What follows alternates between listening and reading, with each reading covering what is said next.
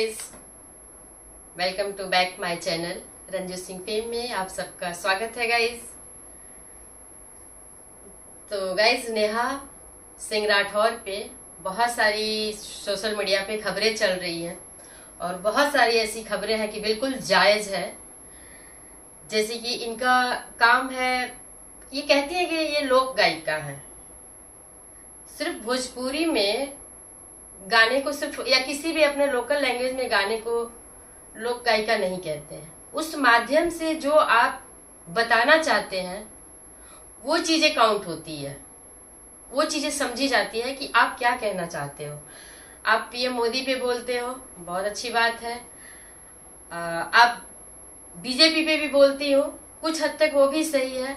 आप डिमांड करती हो गवर्नमेंट से, शिकायत करती हैं, वो सारी चीजें सही है गाइस, बिल्कुल सही है। हमारा लोकतंत्र में, हमारे देश के लोकतंत्र में ऐसी व्यवस्था दी गई है कि हमें सवाल पूछने का अधिकार है, बोलने की आजादी है, हम किसी के बारे में भी बोल सकते हैं, ऐसा हमें संविधान इसकी इजाजत देता है, ये अधिकार दिया हुआ है। तो लेकिन बोलने की एक मर्यादा होती है, एक लिमिट है कि हमें किसके ऊपर कितना बोलना है। और बोलने से पहले आपको उस इंसान के बारे में पता होना चाहिए, उसकी हिस्ट्री पता होनी चाहिए, तब आप बोलोगे तो आपकी बातों की वैल्यू होगी। लेकिन फिर भी एक गांव की हो आप, और गांव के हिसाब से जो भी आप बोलती हो तो बहुत ज्यादा आपको ऊपर जाकर के तराजू पे नहीं तौला जाएगा। लेकिन ये जरूर आपसे पूछा जाएगा कि आप क्या बोल रही हो, और ये बोला तो कहाँ तक आपके दिमाग में ये बात आ रही है और सही है। तो इसी तरीके से इन्होंने बोला था जब पहलगाम अटैक हुआ था। तो ये जानी जाती है बड़बोलेपन के लिए, कहीं कहीं ये हंसी मजाक में भी बोलती हैं, कुछ इनकी गीत गौनई हम लोगों ने भी सुनी है, थोड़ा सा फनी भी होता है, मजा आता है, एंजॉय करने लायक ठीक है। लेकिन ये लोक गायिका ना होकर के ये किसी न किसी राजनीतिक पार्टी की समर्थक दिखने लगी है।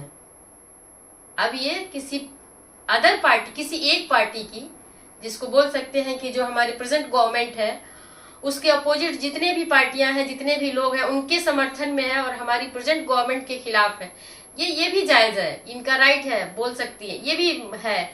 लेकिन आपको पता होना चाहिए कि कम से कम 10 सालों में, 2014 से लेकर के 2025-24 तक देश की स्थिति आज क्या है और 2014 से पहले क्या था, इनको खुद पता होना चाहिए। लेकिन बिना पता हुए आंखों पे पट्टी गांधारी की तरह डाल करके और आप बीजेपी को प्रॉपर टारगेट करती हैं, तो ये कोई भी नासमझ नहीं है। ये सब कोई समझ रहा है कि आप किसका सपोर्ट कर रही हैं और आपका भविष्य में आपकी प्लानिंग क्या है। आप बीजेपी को टारगेट करके कांग्रेस में आपको लीडर बनना है, और ये चीजें अभी तक लोगों की जबान पे थी, अभी तक लोगों के दिल के भीतर थी। जब से कपिल सिब्बल ने आपका केस लिया अपने हाथ में, तब और ये बातें क्लियर होने लगी हैं, क्योंकि राहुल गांधी भी उसी नाव पे सवार है, वो भी बीजेपी की उन बातों पे टांग खींचते हैं जो कि सही भी हो। तो ये तो विपक्ष एक और है ही है। ये लोक गायिका बिना सिर पैर की विपक्ष की भूमिका में जो आ रही हैं, तो इनका विपक्ष सिर्फ यूपी में ही दिखता है। इनका विपक्ष राजस्थान, पश्चिम बंगाल, मणिपुर और भी बहुत सारे स्टेट है हमारे भारत में, देश में, हमारे देश के अंदर बहुत सारे राज्य हैं। तो क्या सिर्फ इनका टारगेट सिर्फ यूपी में ही है और सिर्फ मोदी जी जो कि बीजेपी का चेहरा है अभी? तो गाइस, ये सारी बातें किसी तरह से हजम होती जा रही थी, लेकिन हद तो तब हो गई है गाइस, हद तो तब हो गई है जब इन्होंने ये इल्जाम लगा दिया, जब पहलगाम हमला हुआ, पहलगाम में निर्दोष नागरिकों को, निर्दोष जो घूमने गए थे वहां, उन नागरिकों से धर्म पूछ करके कि हिंदू हो या मुस्लिम हो तो कलमा पढ़ के सुनाओ। जो कलमा पढ़ा वो बचा, जिसने कलमा नहीं पढ़ा उसको ऑन द स्पॉट शूट कर दिया गया। उस समय ये बेशर्म लेडी, ये कौन से स्कूल से पढ़ाई की हुई है, कौन से दिमाग की ये इसके उपज है, इसके दिमाग में किसने ये बातचीत डाली है, इसका खुद की उपज है। इसका बयान उस समय आता है कि ये गवर्नमेंट द्वारा, इंडियन गवर्नमेंट द्वारा कराया गया हत्या है, जिससे कि इसको गवर्नमेंट को बिहार इलेक्शन में फायदा मिलेगा। ये इसका बयान था गाइस। ये बयान यहीं तक नहीं रुका, ये यूएन में भी गया कि उनके देश की एक गायिका है, एक नागरिक है जो ये मान रहा है कि गवर्नमेंट ने ये हत्या करवाई है, क्योंकि बिहार में आने वाले कुछ समय बाद बिहार में इलेक्शन है। आप इसको किस तरह से सजा दिया जाए, इसको किस भाषा में समझाया जाए कि इस लेडी को, बेवकूफ को, बड़बोली को समझ में आए कि देश प्रेम और शिकायत करना और देशद्रोह करना, ये तीन चीजें कैसे समझी जाती है, इसकी समझ इसको नहीं है, जिसको बोलने का भी राइट नहीं है। तो भला हो सारे पूरे देशवासी देखते रह गए, सुने, चुप हो गए, किसी ने जुबान नहीं खोला, सबके जुबान पे ताला लग गया था। लेकिन भला हो उस इंसान का जो रिश्ते में इसका जेठ लगता है, उसने जाकर के लखनऊ में एफआईआर किया इसके खिलाफ कि ये देशद्रोही है। जहां पे इस लड़की ने, इस बेवकूफ ने इल्जाम लगाया गवर्नमेंट पे, उस गवर्नमेंट ने ऑपरेशन सिंदूर कर करके ये साबित किया कि ये क्या है, इसका जवाब ये होना चाहिए। गवर्नमेंट ने इसका भरपूर माकूल जवाब दिया था। उस समय इसका ट्वीट आता है, से नो वॉर। ये उस समय इसका, तो ये क्या चाहती है कि पाकिस्तान अपने देश पे इल्जाम लगा दो और तेरी बात मान करके और सारी लोग चुप हो जाए और तू जो चाहे वो होए। दुमुही बातें मत किया करो।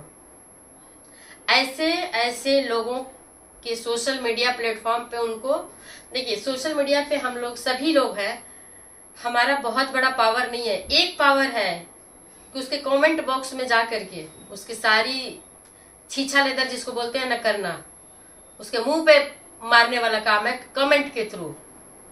और जागरूकता फैलाना सोशल मीडिया का काम है, क्योंकि मोबाइल और यूट्यूब, घर घर में मोबाइल और घर घर में यूट्यूब है और हर किसी के हाथ में है, और जहां इंसान है वहां पर है। उसके लिए ऐसा नहीं है कि आप बाहर हो, घर में आओगे तो टीवी देखोगे तो न्यूज मिलेगी। आप जहां हो वहां आपको न्यूज मिल रही है। तो पावर आपके, मेरे, सबके हाथ में है। जो लोग गलत हैं, गलत काम कर रहे हैं, उनके खिलाफ अवेयरनेस फैलाना कमेंट के थ्रू ही हम कर सकते हैं। तो ये करना जरूरी है। तो गाइस, इसका भरपूर भरपाया इसको मिला है कि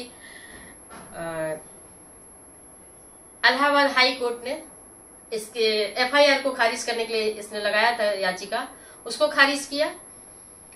सुप्रीम कोर्ट में ये चली गई कपिल सिब्बल के थ्रू। क्या कपिल सिब्बल फ्री में काम करते हैं? और कपिल सिब्बल की फी भरने की इसकी औकात है, जो खुद बोल रही कि मेरे अकाउंट में 519 रुपए पड़े हैं। तो 500 तो ये खर्च कर चुकी थी, बता रही थी। 19 रुपए में क्या कपिल सिब्बल इसका केस लड़ेंगे? नॉर्मल इंसान उनसे बात करने का औकात नहीं रखता है। इसकी औकात इतनी बड़ी है तो इसका मतलब है इसके पास फंडिंग आ रही है कहीं से।